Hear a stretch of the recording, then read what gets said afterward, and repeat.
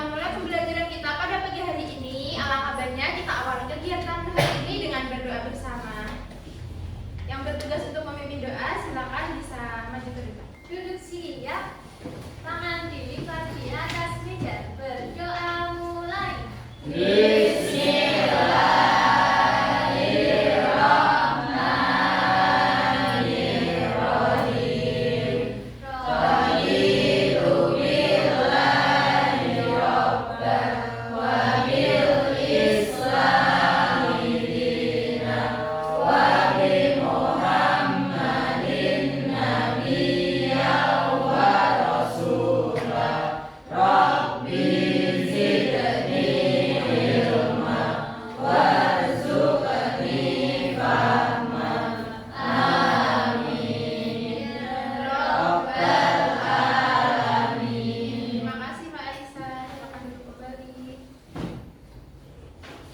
Sudah siap belajar anak-anak hari ini? Sudah. Kalau sudah siap, bisa disiapkan alat tulisnya, diletakkan di atas meja. Jadi nanti ketika ibu menjelaskan, anak-anak bisa sambil mencatat materinya.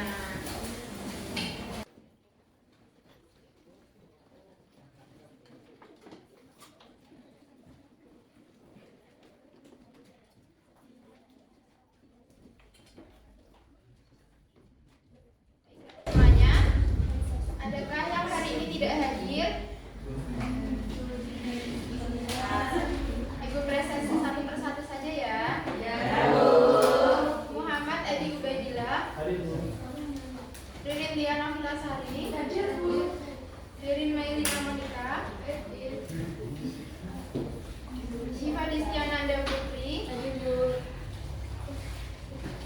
Julia Fadila. Hadir Bu. Kenapa tidak hadir?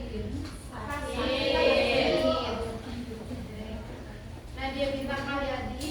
Hadir. Alif Tiara Smarantia. Hadir Bu.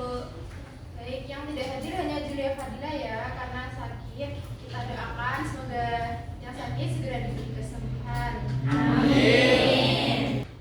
Kita lanjut ke materi. Kita akan bernyanyi terlebih dahulu. Anak-anak dimohon untuk berdiri ya supaya lebih semangat untuk bernyanyi. Nah, pagi hari ini kita akan bernyanyi lagu Amal-Amal Pisang, karena hari ini kita akan belajar tentang kekayaan sumber daya alam. Jadi Amal-Amal Pisang ini adalah lagu dari Kalimantan Selatan yang menceritakan kegiatan masyarakat untuk memanfaatkan hasil alamnya berupa pisang.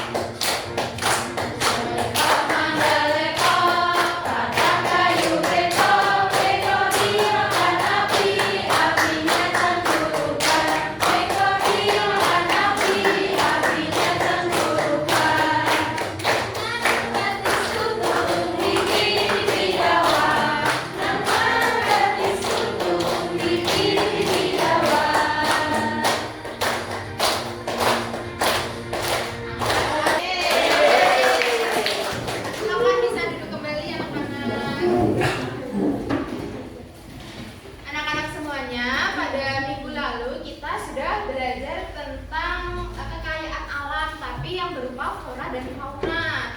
Ada yang masih ingat contohnya apa flora dan faunanya? Iya, ada bunga rafflesia. Dari mana? Dari Bengkulu. Tadi Safina ada apa? Iya, ada bunga bangkai, betul. Ada juga komodo dari Nusa Tenggara Timur. Nah, sekarang coba kalian ingat-ingat, selain tumbuhan dan hewan, apalagi ya kekayaan alam yang dimiliki di setiap daerah yang ada di Indonesia?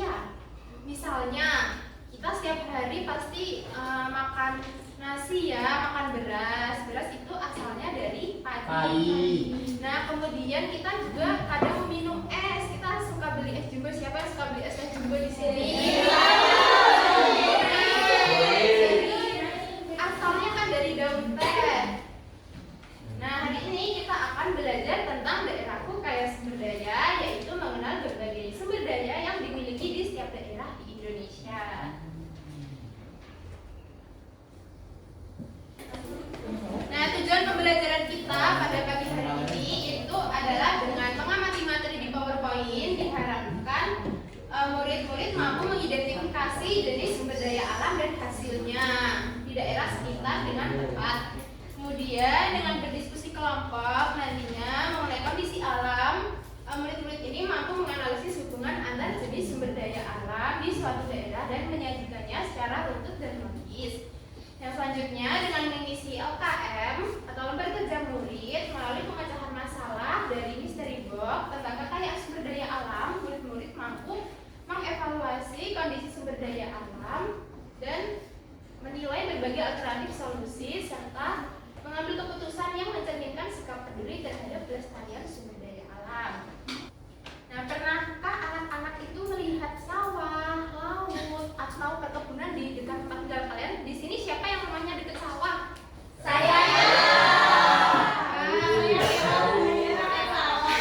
Rumahnya Kifli dekat sawah. Kalau di sawah biasanya nanam apa, Mbak Kifli? Sawi. Iya, nanam sawi. Sawinya bisa dimasak, dibuat sayur ya. Kemudian kalau di laut itu biasanya banyak ikan. Kemudian di perkebunan juga ada banyak tumbuh-tumbuhan. Nah, jadi anak-anak di sini ada pengertian sumber daya alam ya. Jadi ini mungkin bisa sambil dicatat ya di buku kalian. Nah, sumber daya alam itu adalah segala sesuatu yang berasalnya dari alam, bisa dimanfaatkan oleh kita semua. Nah, jika tidak ada sumber daya alam di bumi ini, manusia ini tidak dapat minum, tidak bisa makan, tidak bisa membangun rumah dan mendapatkan energi. Karena contohnya tadi ada di sawah itu menanam beras. Kalau tidak ada padi di sawah dan tidak ada beras, itu kita tidak akan bisa makan, kita juga tidak bisa minum dan lain sebagainya. Di sini ada contoh sumber daya alam, ada air yang kita minum sehari-hari, ada tanah tempat tumbuhnya tanaman, kemudian hasil tambang seperti minyak bumi dan batu bara. Nah, selanjutnya ada jenis sumber daya alam yang berdasarkan kemampuannya. Di sini dibagi berapa jenis sumber daya alam berdasarkan kemampuannya? Dua. Menjadi dua. Yang pertama ada sumber daya alam yang dapat diperbarui, kemudian ada sumber daya alam yang tidak dapat diperbarui. Nah, di sini kalau sumber daya alam yang dapat diperbarui itu adalah yang bisa diproduksi kembali secara alami dan waktunya itu relatif cepat. Ciri-cirinya dapat tumbuh atau dihasilkan lagi oleh alam serta tersedia terus-menerus. Ada yang bisa memberi contoh? Angkat tangan. Contoh sumber daya alam yang diproduksinya ini cepat dan tersedia terus-menerus jika kita jaga. Air. Iya, betul. Apa contohnya? Air, udara.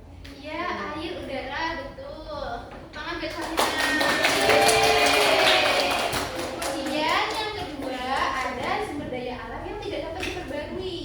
Ciri-cirinya itu jumlahnya terbatas dan tidak bisa diperbarui dalam waktu yang singkat. Kemudian jika habis itu juga perlu waktu ribuan tahun untuk terbentuk kembali. Jadi harus digunakan dengan hemat dan bijak. Ada yang tahu contohnya apa? Batu bara. Betul, batu bara. Minyak bumi. Iya, minyak bumi seperti batu bara. Iya, bensin itu dari minyak bumi ya.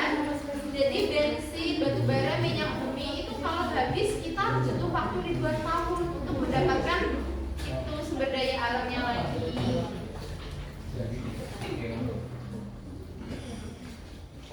Selanjutnya ada jenis sumber daya alam yang berdasarkan asalnya.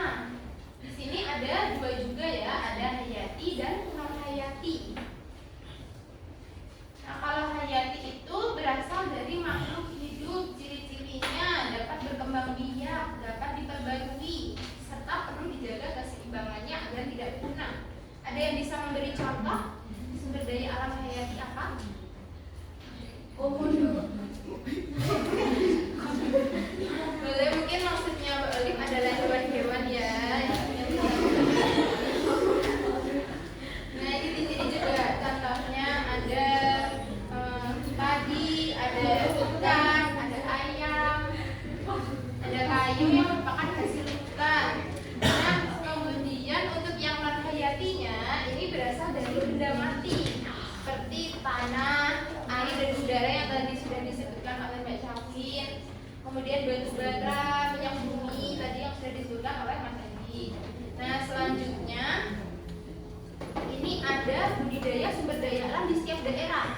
Jadi anak-anak di setiap daerah di Indonesia ini itu budidayanya berbeda-beda ya, sumber daya alamnya menyesuaikan dengan daerah masing-masing. Contohnya di daerah pantai, siapa di sini yang rumahnya dekat pantai?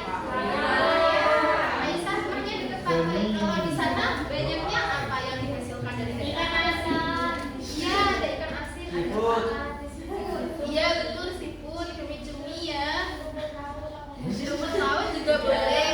Jadi kalau di daerah pantai itu biasanya dibudidayakan yang ikan laut, rumput laut, seafood, cumi-cumi, garam juga bisa dan sebagainya, masih banyak lagi ya. Kemudian kalau yang di dataran rendah, siapa di sini yang rumahnya di area dataran rendah seperti di dekat sawah? Ya, Alfi rumahnya di itu ya, di dataran rendah. Di sana banyak yang menanam apa, Alfi? Padi, jagung. Betul. Jadi kalau di daerah dataran rendah itu biasanya petani-petani ada menanam padi, jagung dan sayur-sayuran. Nah, kalau yang di dataran tinggi, siapa yang rumahnya dekat pegunungan? Aku. Bagi rumahnya dekat pegunungan. Di sana biasa ditanam apa, Bagi? Banyak sayur sama kopi. Banyak sayur-sayuran ya. Contohnya kalau yang di daerah dekat Semarang ini ada di Bandungan itu banyak sayur-sayuran yang fresh, kemudian teh-teh dan kopi, kemudian budidaya bunga juga banyak di sana. Nah, selanjutnya ini ada cara memanfaatkan sumber daya alam sesuai sifat dan ketersediaannya. Untuk sumber daya alam yang dapat diperbarui itu kita harus menanam kembali pohon-pohon yang ditebang atau bisa dinamakan reboisasi. Kemudian menghemat penggunaan air dan juga listrik. Kemudian menangkap ikan secukupnya. Jadi anak-anak yang rumahnya dekat laut itu bisa diingat-ingat jangan menangkap ikan dengan bom dan juga umpan harimau ya, karena itu sangat berdampak negatif bagi ekosistem yang ada di laut. Nanti ikan-ikan yang kecil itu mati juga, tidak hanya ikan-ikan yang besar. Nah, kalau ikan-ikan yang sumber daya alam yang tidak dapat diperbarui, itu cara memanfaatkannya kita harus menggunakan sepenuhnya, jangan boros-boros. Seperti tadi contohnya ada batu bara, bensin ya, seperti yang disebutkan oleh Mbak Olive. Itu kita harus menggunakan transportasi umum agar hemat bahan bakar. Contohnya kalau di Semarang ini kalian bisa bepergian dengan naik apa BRT, betul, kita bisa naik BRT, naik angkutan. Siapa di sini yang suka naik BRT?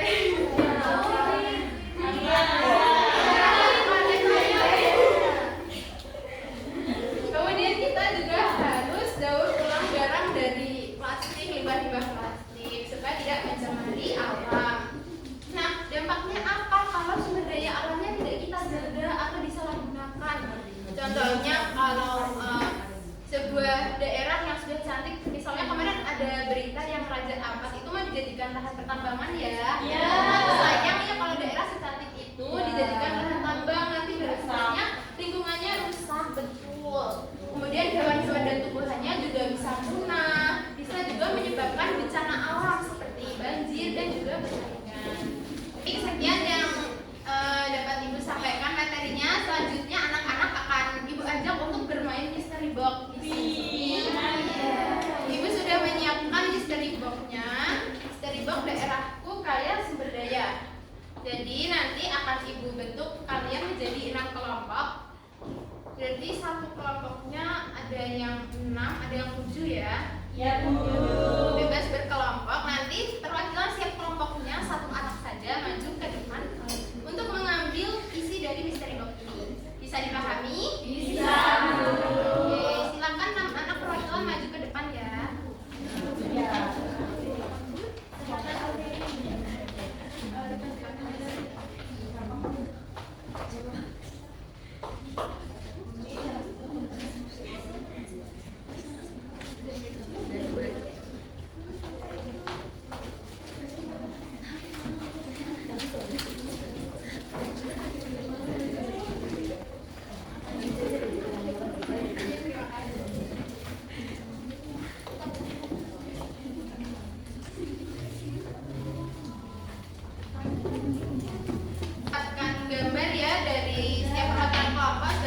dari misteri box.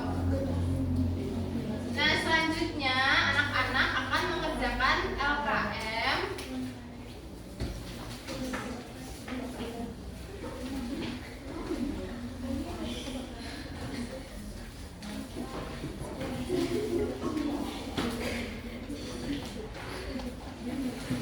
Nah, nanti gambar yang sudah kalian dapatkan dari misteri box ini tadi akan kalian tempelkan di aktivitas 1. Jadi di sini sudah ada tempat untuk menempelkannya ya anak-anak.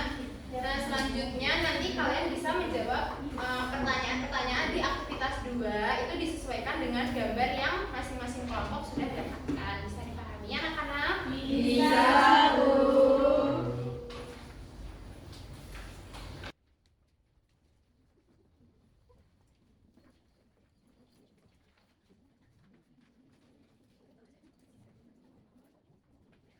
Kita 7 menit ya untuk mengerjakan LKM-nya. Silakan kalian bisa berdiskusi dengan teman-teman sekelompoknya untuk mengerjakan LKM tersebut. Nantinya Ibu minta perwakilan dari 2 kelompok untuk maju ke depan memaparkan hasil LKM-nya ya. Bisa? Oke, selamat mengerjakan anak-anak.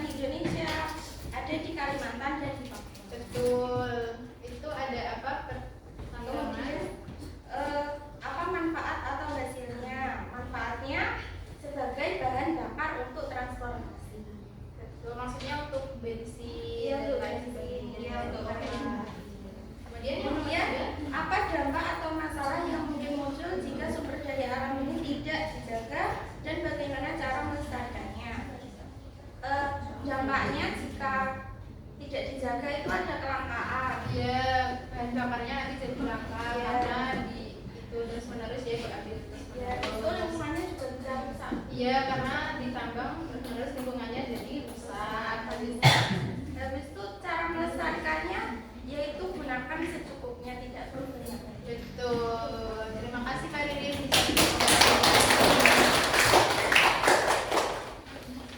Nah, tadi kan kalian sudah mengerjakan LKM dan juga sudah memaparkan hasil diskusinya kalian di depan ya. Selanjutnya kita akan bermain board. Jadi ini nanti perwakilan dari setiap kelompok satu anak masing-masing. Berarti nanti ada 6 anak yang maju ke depan untuk bermain virtual. Bisa dipahami? Silakan perwakilan kelompoknya bisa maju ke depan ya. Yang pertama Mbak Fanya.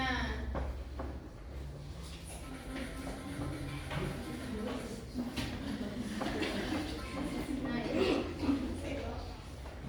petani di dataran rendah menanam padi, sedangkan petani di dataran tinggi itu menanamnya teh dan kopi. Hal ini menunjukkan bahwa jenis tanaman ditentukan oleh kondisi alam daerahnya. Coba kita cek ya. Yeay. Terima kasih Mbak Fanya, silakan bisa duduk kembali. Selanjutnya Mbak Sindra. Mengapa hasil sumber daya alam di dataran tinggi dan dataran rendah itu berbeda?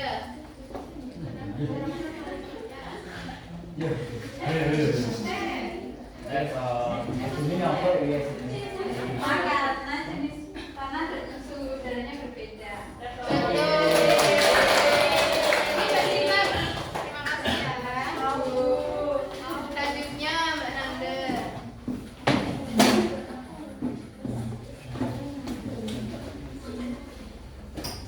Nah, ketika kamu melihat tetangga menebang banyak pohon tanpa menanamnya kembali, tindakan yang sebaiknya kamu lakukan apa? Iya.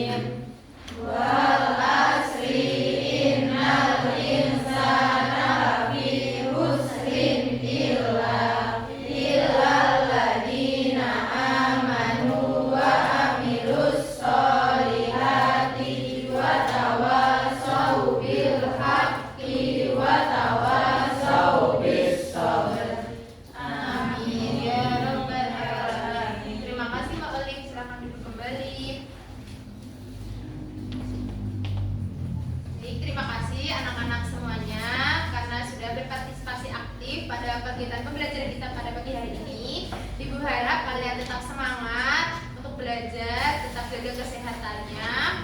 Sebelum kita akhiri pembelajaran kita pada hari ini, supaya kita tetap semangat dan kita mengapresiasi diri kita pada hari ini, mari kita tepuk apresiasi bersama-sama. Tepuk apresiasi. Dikasih W, kasih O, kasih W. Wow, keren. Wow, wow, keren. Selamat ya teman-teman semua. Ibu akhiri pembelajaran pada pagi hari ini. Wassalamualaikum warahmatullahi wabarakatuh. Waalaikumsalam warahmatullahi wabarakatuh.